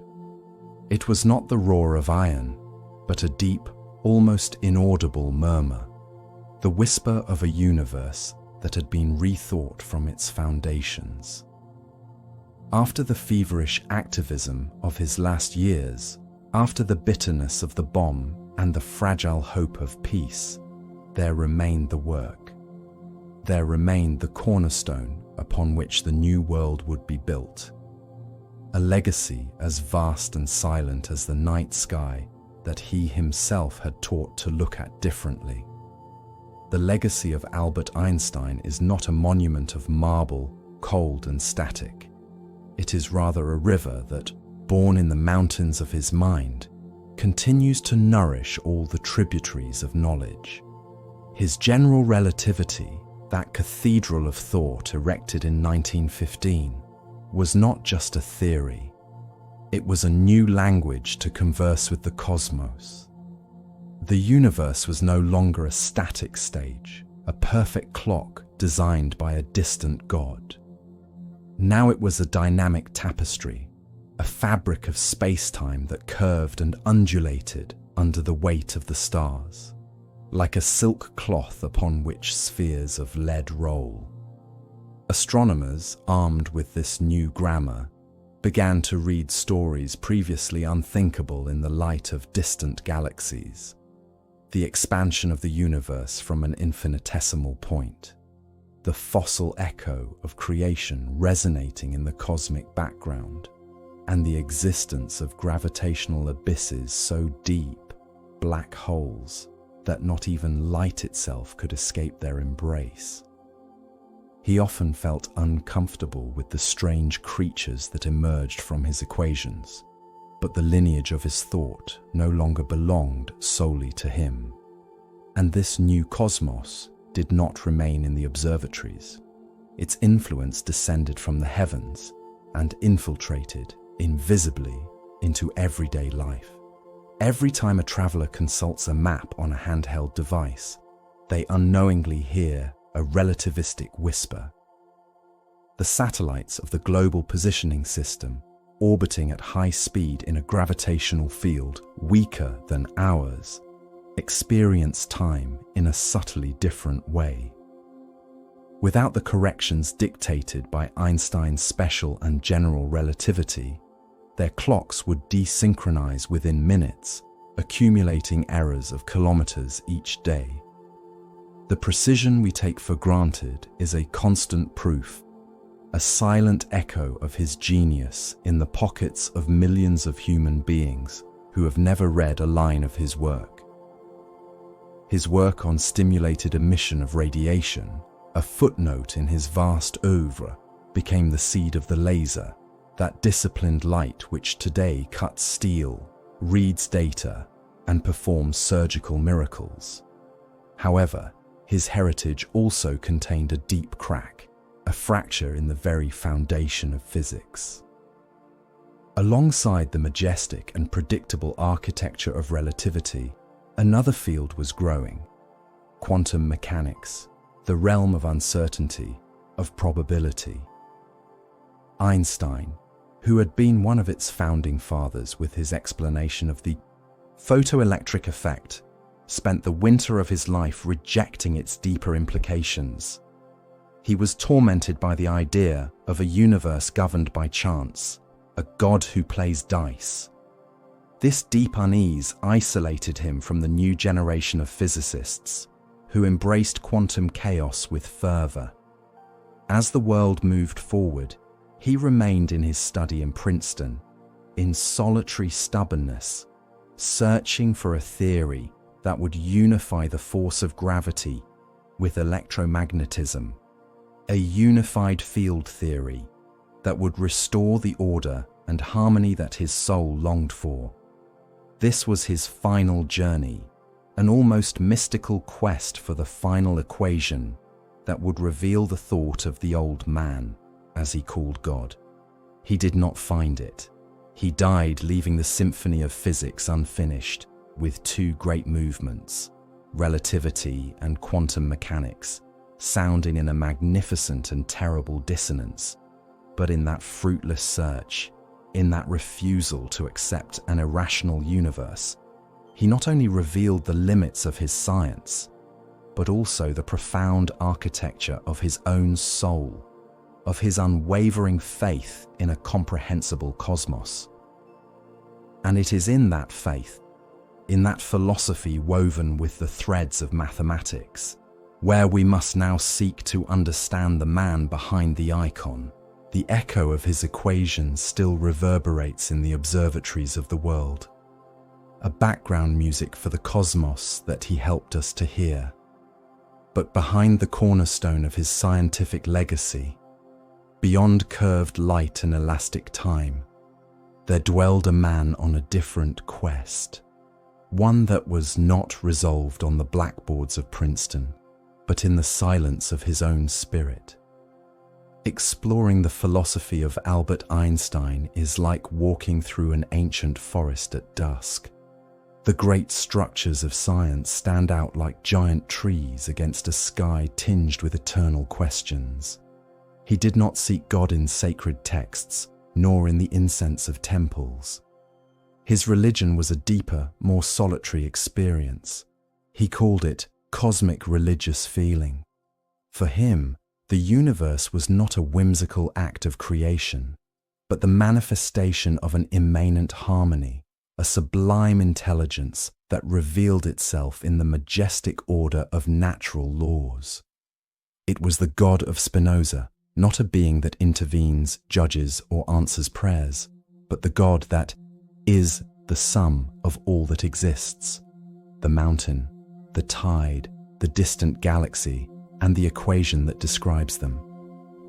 Contemplating the structure of the universe was, for Einstein, the purest act of worship. It was peering into a silent cathedral, whose vaults were the constellations and whose stained glass windows were the laws of physics.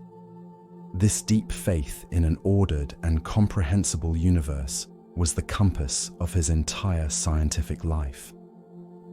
It was the engine that drove him to seek a unified field theory, a set of principles, a single and elegant truth that could describe all the forces of nature, from the fall of a leaf to the dance of the stars.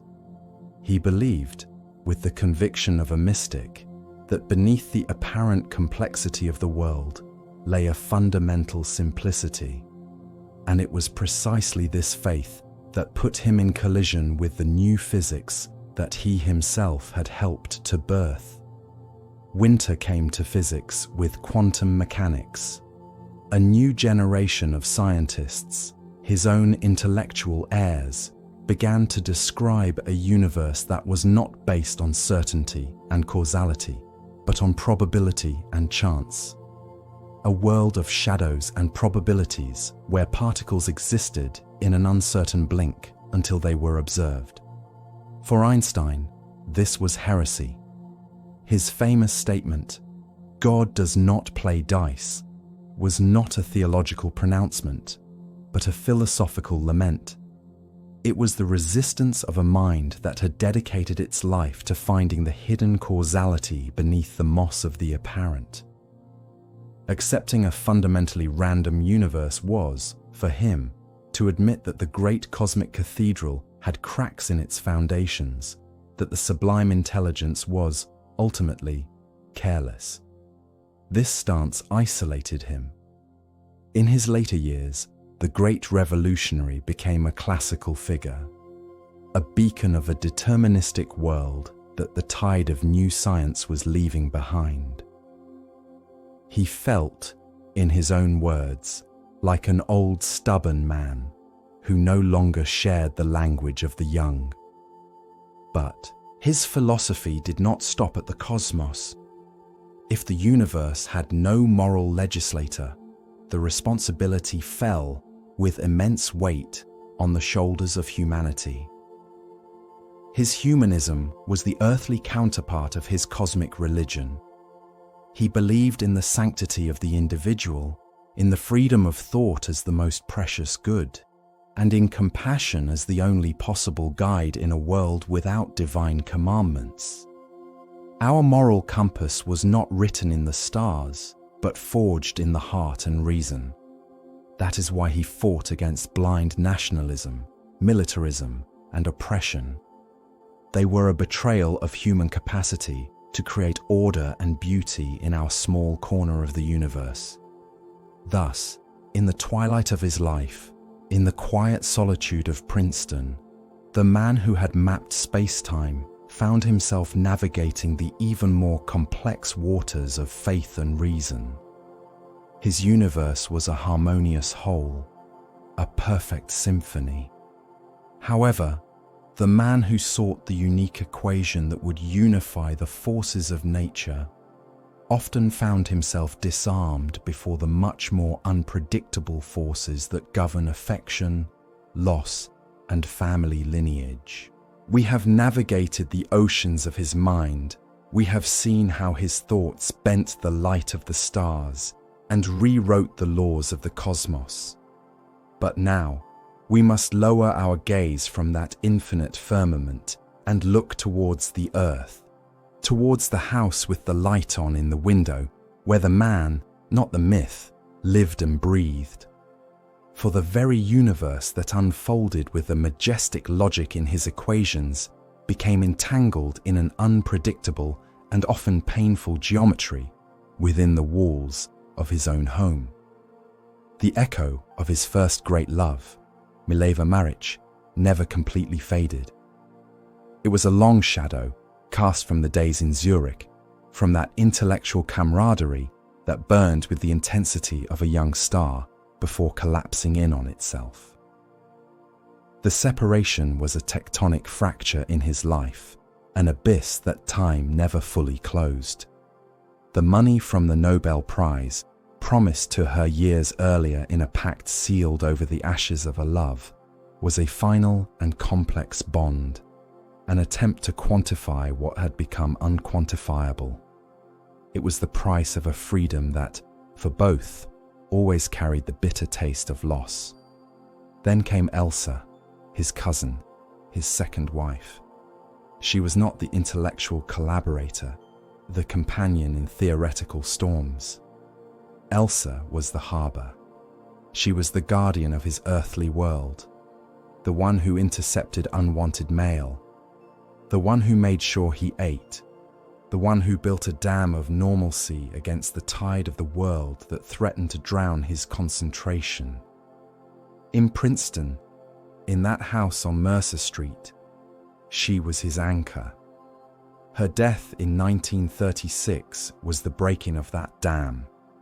It left Einstein adrift in a deeper solitude, an exile not only from his homeland, but also from the everyday intimacy she had provided. The silence in the house grew heavier, denser, populated only by the whisper of his papers and the beating of his own thoughts. But the deepest wound, the one that oozed in the darkest corners of his consciousness, was that of his lineage, his children. With Hans Albert, the eldest, the relationship was a long and cold distance, marked by the resentment of paternal abandonment.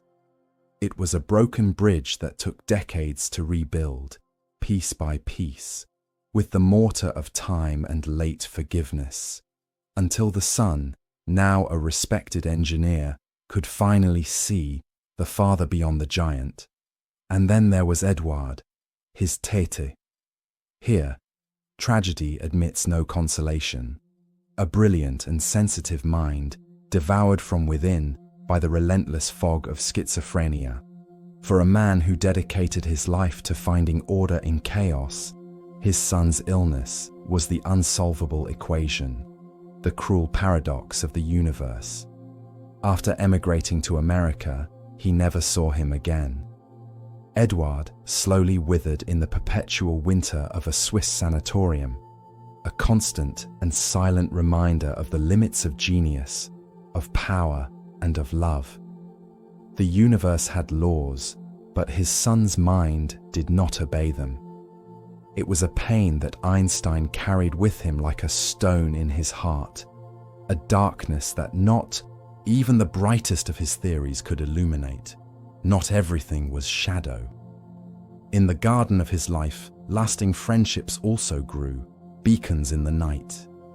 Michel Bessot, his confidant since the days of the patent office, was his intellectual and emotional sounding board. Their correspondence, a dialogue that challenged time and the ocean, reveals the hesitant Einstein, the man who joked and lamented. These friendships were his loyal constellations, fixed points of light in the changing sky of his existence. Thus, the man who conversed with time and space often found himself lost in the simplest and most complex terrain of all, the human heart. He was a giant walking among us, but his feet, like everyone else's, were made of clay. And in the silence of that house in Princeton, surrounded by the ghosts of wives and children, the old man often turned his gaze from the stars towards the future, towards the young minds that might, perhaps, build a world with fewer shadows, a universe where knowledge was not at odds with compassion. After the turbulent tides of his personal life, the years at Princeton unfolded like a tranquil estuary. The Institute for Advanced Study, with its leaf-covered paths and the stone silence of its buildings, was not an ivory tower, but a refuge, a place where the echo of bombs and the murmur of intimate sorrows were softened, allowing another voice, more serene and profound, to be heard. It was in this autumn of his life, with his hair completely white and his eyes holding the fatigue of a century, that Albert Einstein assumed one of his most enduring roles, that of a teacher, not from a formal chair, but from the wisdom distilled by time. He, who as a young man had felt the yoke of a rigid education like an iron collar, held in his memory the coldness of the classrooms in Munich. He remembered the teachers who demanded obedience instead of curiosity, who valued repetition over thought. That experience, like an old wound, had shaped his vision of what teaching should be. For Einstein, education was not the act of filling an empty vessel, but of igniting a flame. He hated coercion. He saw it as the death of the spirit, the slow murder of the childlike wonder that, for him, constituted the core of all true science. At Princeton, he did not teach regular classes. His role was more Socratic, more ancient. He was a beacon for the young minds that arrived at the institute, drawn by his legend. He could be seen walking through the gardens, in his worn sweater and without socks, engrossed in conversation with a newly arrived young physicist. He did not offer easy answers, for he was distrustful of them. He offered something more valuable, the validation of the question. Why? He would ask with his soft German accent, and in that simple question resided all his pedagogy. He encouraged students to doubt authority, including his own. Do not believe anything I tell you, he would say, unless it resonates with your own reason. For him, imagination was the supreme tool. Knowledge, he insisted, was limited. It recorded what we already knew. Imagination, on the other hand, circled the world, glimpsing what did not yet exist. It was the engine that had led him to ride a beam of light, to curve the fabric of space and time. In his conversations, he urged his young interlocutors to conduct mental experiments, to play with ideas as a child plays with wooden blocks, constructing impossible universes to see what truth could hold in them. The light of knowledge, he believed, should arise from an inner spark, not be poured from above like a shadow that suffocates. Thus, his office became a sanctuary, a place where academic hierarchies dissolved before the purity of a good question. He welcomed students, colleagues, curious ordinary citizens, and offered them all the same patient attention. His legacy as an educator is not written in curricula or pedagogical manuals. It is etched in the careers of those he inspired. He created a lineage not of disciples who repeated his dogmas, but of free thinkers who dared to build upon his foundations and, if necessary, to tear them down. His influence was that of a silent tide, which does not topple the walls of academia with a crash, but slowly erodes them with the persistence of water. He demonstrated that the greatest teaching is a life lived with coherence, where curiosity never extinguishes and humility before the vast ocean of the unknown remains intact. The genius who had unveiled the secrets of the cosmos dedicated his final years to a perhaps more fundamental task, teaching others to look at the stars with their own eyes. And in this process, something curious began to happen. The flesh and blood man, the mentor who walked the paths of Princeton, began to merge with his own legend. Little by little, without him seeking it, his face detached from the person to become a symbol, a universal archetype of genius. His image began to inhabit a new universe, no longer that of physics, but that of collective memory, that of popular culture. And so, while his voice faded in the classrooms of Princeton, where he had shared his vision of learning as a sacred flame, a distinct echo began to resonate in the vast and noisy outside world.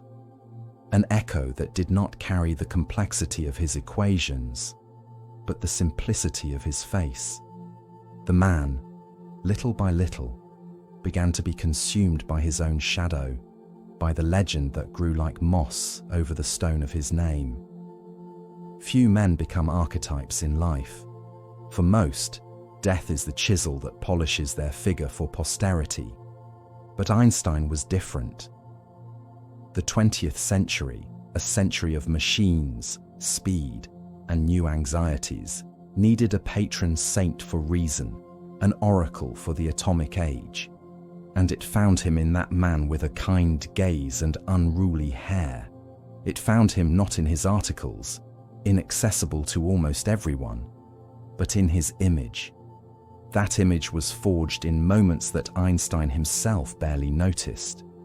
His hair, a stormy cloud of white and rebellious strands, became the emblem of a genius who did not submit to conventions. His eyes, which held the weariness of having seen too far, promised a deep and serene wisdom. His clothing, often wrinkled and simple, spoke of a mind so absorbed in the mysteries of the cosmos that it had no time with the vanities of the earth. He became the distracted sage, the universal grandfather who knew the secrets of the stars. And then came that photograph on his 72nd birthday. A gesture of fatigue, almost of childish rebellion against the weight of a world that insisted on photographing the monument and not the man. He stuck out his tongue. A fleeting moment, a blink of the camera of Arthur Sasse. But that image became his most enduring signature. It was proof that the greatest intellect on the planet still retained a playful heart, a humanity that made him accessible, lovable. In that gesture, the genius became human, and paradoxically, his status as an icon was sealed forever. His surname ceased to belong to him. It became a word of common language, an adjective for the unattainable, a synonym for supreme intelligence. Advertisers, those merchants of modern dreams, took his face to sell everything from computers to soft drinks. He appeared in cartoons, in movies, on t-shirts. The man who sought the harmony of celestial spheres saw his face printed on mugs, on posters selling ephemeral products. It was the price of immortality, to become a familiar shadow, a recognizable outline stripped of its substance. Relativity, that cosmic dance of gravity and time, was simplified into a pocket slogan. Everything is relative. A philosophical distortion that he never defended, but which the public adopted with fervor.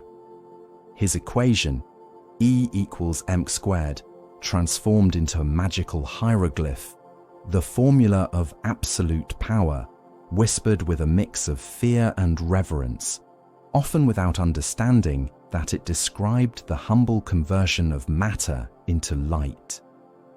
He observed this transfiguration with a mix of amusement and resignation. He knew that the world did not love the Albert Einstein who doubted, who struggled with mathematics, who suffered for his children, or who felt the chill of loneliness in his exile. The world loved Einstein, the symbol, a beacon of certainty in an ocean of chaos. It is known that he wore mismatched socks, that he sailed in his small boat even without knowing how to swim well, that he played the violin with more passion than technique. Small anchors of humanity in the rising tide of myth. Popular culture had built its own Einstein of stone and light, a golem of intelligence, a necessary figure perhaps. But behind the glow of the icon, in the silence of his study in Princeton, the flesh and blood man continued his own twilight, surrounded by papers and questions that still had no answers. Fame was a distant noise, the murmur of a world that adored him without knowing him, while he, in his final years, sought once more the silent music of the universe. The roar of the world, which once hailed him as an oracle and turned him into an icon of tousled hair, faded into a distant murmur, like a tide retreating from the shore. In Princeton, time seemed to flow differently. The seasons succeeded one another with a serene punctuality over the stone and brick buildings of the Institute for Advanced Study, over the quiet tree-lined streets that the old professor walked every day. He was no longer the revolutionary who tore at the fabric of the cosmos, but a familiar figure, almost a spirit of the place, wrapped in a worn sweater, walking with the slow pace of one who has measured distances between galaxies and now only measures the short stretch between his home at 112 Mercer Street and his office. In that refuge, far from the ashes of Europe and the atomic noise that he himself had inadvertently helped to unleash, Einstein fought his last battle, a silent and solitary struggle, while a new generation of physicists danced with the uncertain probabilities of quantum mechanics. He clung to the old faith in an orderly universe, comprehensible down to its last gear.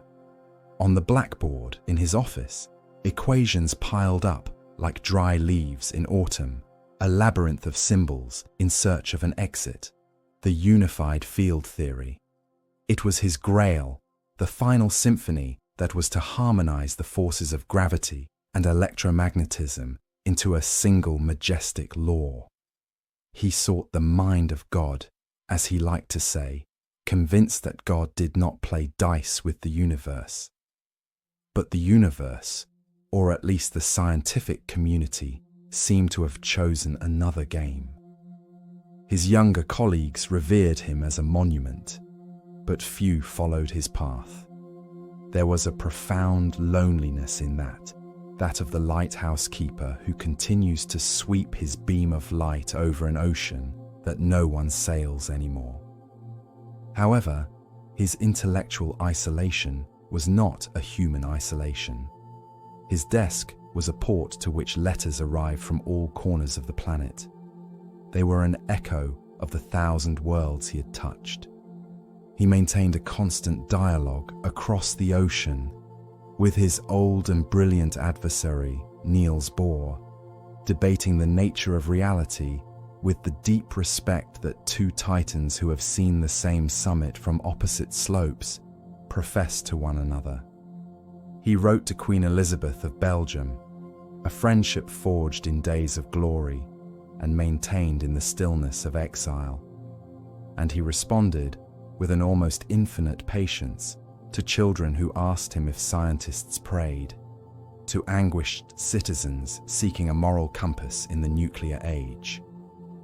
In those letters, the man behind the myth was revealed, tired of human folly, but tirelessly hopeful in the goodness of the individual. The fame he never sought besieged him with requests, visits, and honors that he dodged with the gentleness of an old man who only asks for a little peace.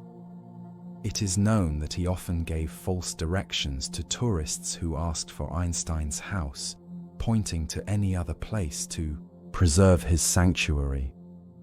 His life had been reduced to the essentials: the morning walk, the fruitless but noble work on his theory, the music of Mozart on his violin, the warmth of home alongside his stepdaughter Margot, and the incessant tide of correspondence that kept him tied to the lineage of humanity. The man who had unveiled that time was relative now felt its inexorable weight. The hair, once a crown of rebellion, was now white as the snow of Princeton's winter. His eyes, which had contemplated the curvature of space, now reflected a deep melancholy, that of one who has seen too much and understands that the final equation, the one that resolves the heart of man, will forever remain beyond his reach. Twilight loomed over his study, the light weakened over the papers, and the body, that complex mechanism of stardust, began to feel the final call of gravity. The last years in Princeton had slipped by like the gentle waters of a river approaching the sea. The bustle of the world, the wars and the peaces, the acclaim and the condemnation, reached his door like a distant echo, muffled by the ivy-covered walls of the Institute for Advanced Study. There, amidst the silence of books and the whisper of leaves, Albert Einstein lived his winters, no longer as a rebel challenging the cosmos, but as a sage trying to listen to its final harmony. The spring of 1955 arrived in New Jersey with its familiar promise, with a timid greenness in the branches and a warmer light upon the ancient moss covering the stone. But for the man whose name was synonymous with genius, the cycle of renewal brought with it the certainty of twilight. The body, that old clay vessel that had contained an ocean of thoughts, began to show its cracks.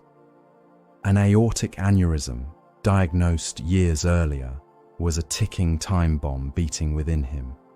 a constant reminder of the fragility that binds genius and the common man. He still worked, with the quiet stubbornness of a craftsman, on his theory of unified field. On his bedside table, a notebook awaited formulas that would no longer come, the last attempt to unify the forces of the universe while his own were fading. On the 13th of April, the silent storm unleashed itself within him. The aneurysm ruptured.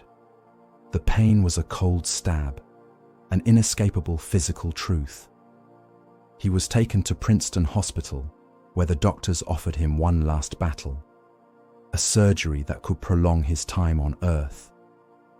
But Einstein, who had spent his life contemplating the nature of time, faced it head-on and accepted it. It is said that he remarked with a disarming serenity, "I have artificially prolonged life. I have done my part. It is time to go. I will do so with elegance." He rejected the intervention. He did not want the end to be a desperate struggle, but a conscious surrender. In the following days, in the sterile quiet of the hospital room, Einstein's universe contracted to that small space. He received his son Hans Albert. He dictated his last wishes with astonishing clarity. And in the early hours of the 18th of April, while the city slept under a mantle of indifferent stars, the heart that had pulsed to the rhythm of galaxies came to a stop. A nurse who was by his side heard a murmur, a few words in his native German, a final echo of his childhood in Ulm that was lost in the air, incomprehensible, private. And then, silence. His death was not announced with trumpets. True to his wish to avoid idolatry, his body was cremated that very afternoon in an intimate ceremony attended by only a handful of loved ones. There were no monuments, there were no pilgrimages. His ashes, by his own order, were scattered in a secret place so that no one could turn his grave into a sanctuary. He wanted to dissolve back into the elements, to return to the mystery from which he had emerged. The world, however, was not willing to let him go so easily. The news spread like a shockwave, a tremor in the fabric of human consciousness. A beacon had been extinguished. In a strange and macabre epilogue, his brain was extracted without permission during the autopsy, an almost desperate attempt to touch the vessel of genius, not understanding that the essence had already been poured into the universe. The man was gone, turned to ash and memory. But his work, the lineage of his thought, was just beginning its true journey. The light of his mind, that star that had burned so brightly, would continue to travel through time, reaching us even today, inviting us to look beyond the shore, towards the immensity that he taught us to contemplate. And so, silence descended upon the room in Princeton. The violin fell silent, its strings cooling in the stillness of an April morning. The universe, indifferent and eternal, continued its dance of expansion and gravity, but for those who inhabited the earth, something fundamental had changed. A man who had conversed with light and time had joined the great silence from which we all come. His body, reduced to ashes scattered in a secret place, refused to become a relic. But his legacy, immaterial and vast as the night sky, had already begun to grow like moss on the ancient stones of history. What remains of Albert Einstein, beyond the name and the iconic white mane? First, there remains the invisible architecture of the modern world. His thought was not a mere addition to the edifice of science. It was a demolition of the foundations and a reconstruction with materials that no one knew existed. Relativity, both general and special, did not give us a new map, but a new grammar to read the cosmos. The light from distant stars continued its long journey toward us, But now we knew that its path was not straight, that it curved with the silent grace of gravity, like a river winding around a hill. Every time a satellite of the global positioning system adjusts its internal clock to keep us from straying kilometers off our path, we hear a distant echo of that young man in the patent office in Bern, dreaming of trains and beams of light. His genius is not a theorem on a blackboard. It is the invisible pulse that synchronizes our century. But the inheritance of a man is not just stone and light. It is also shadow and ash. The very intellect that unveiled the equivalence between mass and energy in that brief and terrible equation, E equals mc squared, lived to see it transformed into the fire that devoured cities. The letter to Roosevelt, written with the heavy certainty of a necessary evil, became a thorn embedded in his conscience, a perpetual winter in the soul of the pacifist. Einstein, the man who longed for a world government and the dissolution of the borders of hatred, became, unwittingly, the midwife of the atomic age. His legacy is, therefore, a river with two currents. On one side flows the clear and luminous stream of cosmic understanding, a celebration of the human mind. On the other runs a dark and turbulent torrent, laden with the weight of moral responsibility and the fear of our own capacity for destruction. And then there is the man, stripped of legend, the cultural icon that gazes at us from t-shirts and posters is a simplified version, a benevolent mask of genius. But beneath that image, in the sediment of memory, lived the man who played Mozart to untangle a problem, the often absent father, the loyal friend who felt exile as a constant chill in his bones. The man who, having unraveled the structure of space-time, felt perplexed by the stubborn nature of humanity. His fame was a gilded cage. He was sought after by kings and presidents. But he found more truth in the gaze of a child or in correspondence with an anonymous colleague who shared his wonder. Today, his presence does not reside in a marble tomb, for he did not want that. It resides in the questions we continue to ask ourselves. It is in the telescope that searches for the gravitational waves he predicted, those ripples in the fabric of the cosmos. It is in the unfinished debate about the limits of science and the duty of the scientist. His voice has joined the chorus of the ages alongside those of Newton and Galileo, a lineage of restless souls who dared to look beyond the veil. His legacy is not a destination reached, but a perpetual invitation to curiosity, to doubt, and above all, to wonder. It is an echo that does not fade in the corridors of time. An echo that teaches us that the universe not only has answers, but that it is, in itself, the most beautiful question.